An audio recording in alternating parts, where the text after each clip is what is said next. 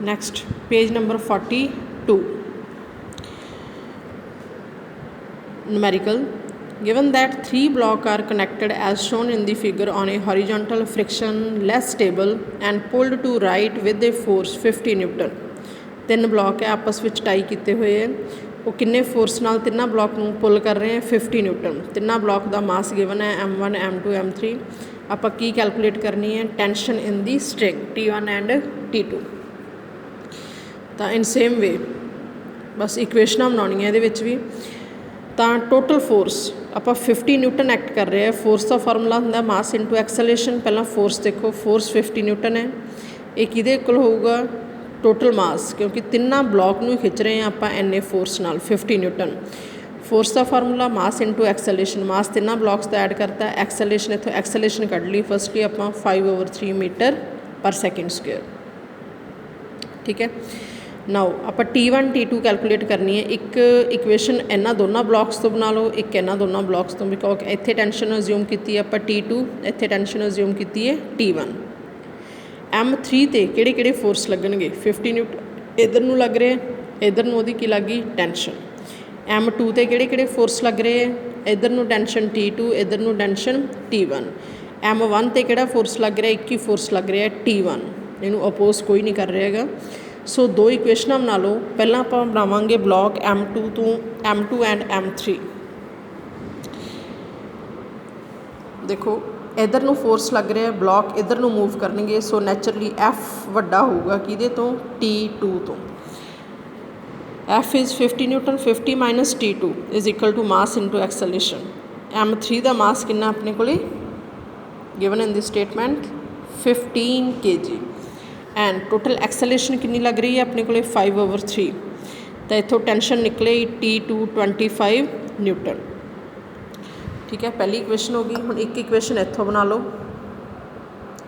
Because M2 ते तो दोनों टेंशन लग रही है, कंप्लीकेटेड हो जाऊगा रिजल्ट, क्योंकि आप एक टेंशन हैगी है, दूसरी हजे कैलकुलेट करनी है।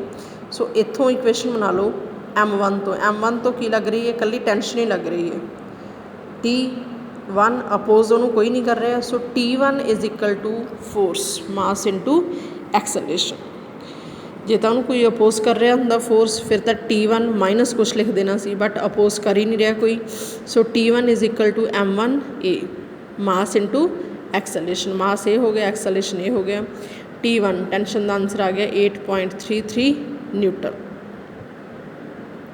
ठीक है, so that is also numerical on the basis of Newton's laws of motion. Next is now numerical on the basis of conservation of momentum, page number 43. According to conservation of momentum, initial momentum is equal to final momentum। ठीक है, किसी भी process which. So second type on the basis of conservation of momentum, first type आप करिए on the basis of laws of motion numerical is a nucleus is at rest। कोई भी nucleus है rest ते, जे रेस्ट ते मीनस initial momentum कितना हो गया 0, मास इंटू वेलोसिटी होंदा momentum of nucleus before disintegration, mass into velocity. J rest विच है वेलोसिटी कितनी हो गई उसकी 0, सो मोमेंटम कितना हो गया 0। All of sudden it split into 2 small nuclei, वह डिसइंटीग्रेट हो जाता है, उस तो बाद वो स्प्लिट हो जाता है 2 pieces which. What is the angle at which these 2 nuclei fly apart. Angle कढ़ के दिखाना आप किन्ने एंगल ते दोनों pieces after the blast after the disintegration वो चले जाएंगे, दोनों पीसिस किन्ने एंगल ते जाएंगे। ठीक है, M1 M2 masses of 2 small pieces, disintegration तो बाद दोनों पीसिस का मास अज्यूम कर लिया M1 and M2। So after the disintegration 2 pieces का मोमेंटम, पहले का M1 V1, दूसरे का M2 V2। According to law of conservation of linear momentum, initial momentum 0 सीगा एंड फाइनल मोमेंटम ये हो गया। कंजरवेशन ऑफ मोमेंटम अप्लाई करता आप M1 V1 is equal to minus M2 V2। जे मास दोनों का अज्यूम कर लिए इक्वल है तो मास नाल mass cancel, V1 is equal to minus V2। तो माइनस साइन की शो कर रहे हैं, जोड़े दोनों पार्ट्स है आफ्टर द डिसइंटीग्रेशन माइनस मीनस वो दोनों एक दूसरे तो अपोजिट डायरैक्शन विच गए मीनस एंगल कितना हो गया 180। Clear. So that is on the basis of conservation of momentum. Next numerical also on the basis of conservation of momentum कि ये कोई भी बॉडी है जिसका मास कितना 1 kg इनिशियली एट रेस्ट, ठीक है, शुरू में रेस्ट विच है मीनस इनिशियल मोमेंटम कितना हो गया 0 and break into 3 fragment of masses in the ratio 1:1:3।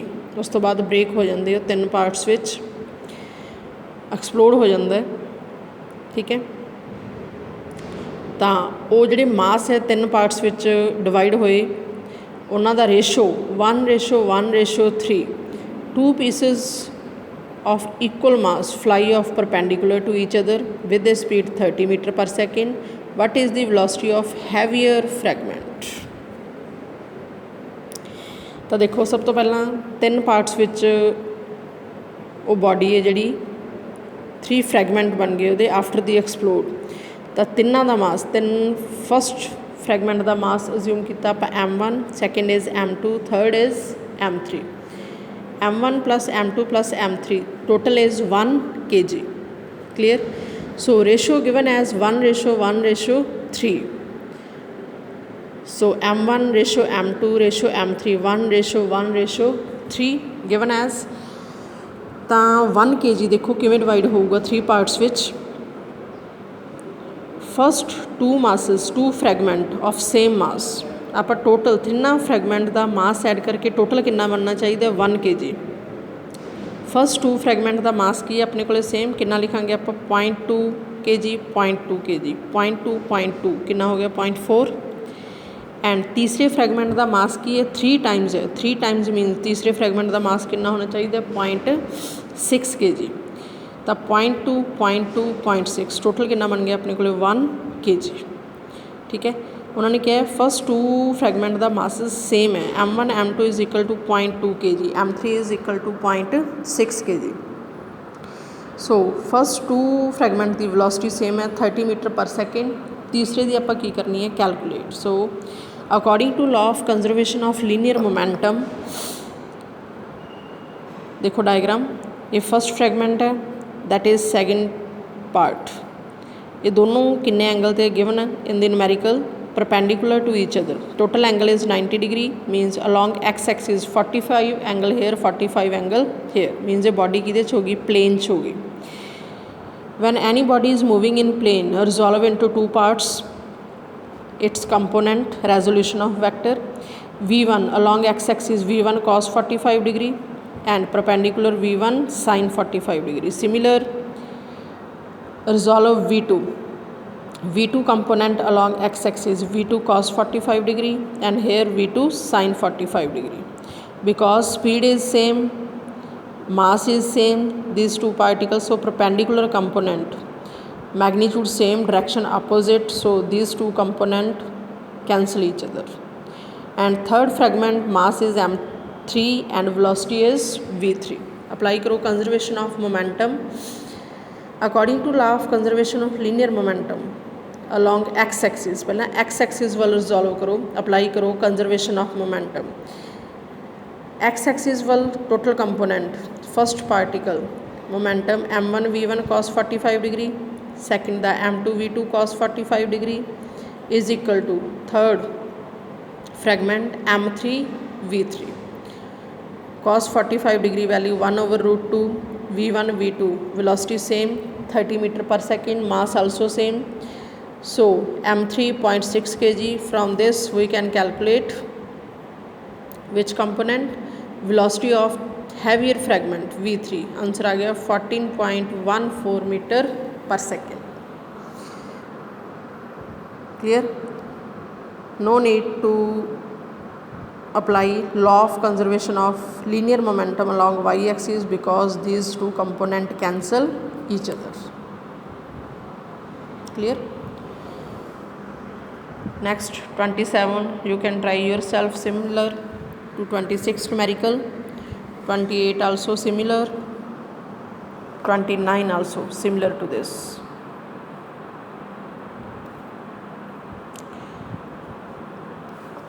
clear। C29 numerical।